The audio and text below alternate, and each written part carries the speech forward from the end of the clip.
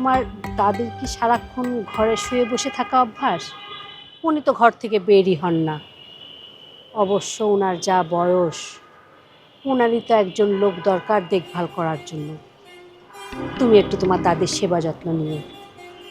ওনার যখন যা লাগে তুমি একটু আগিয়ে পিছিয়ে দিও। আমি তো সবসময় তেমন খেয়াল রাখতে পারি না। সব সময় সংসারে তো একটা না একটা উটকো ঝামেলা লেগেই থাকে।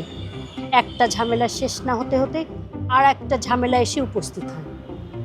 কে জানে কোন ঝামেলা আবার এসে হাজির হয়। একা মানুষ, এত দিকেই সামাল দিতে পারি বলো? জি মামি।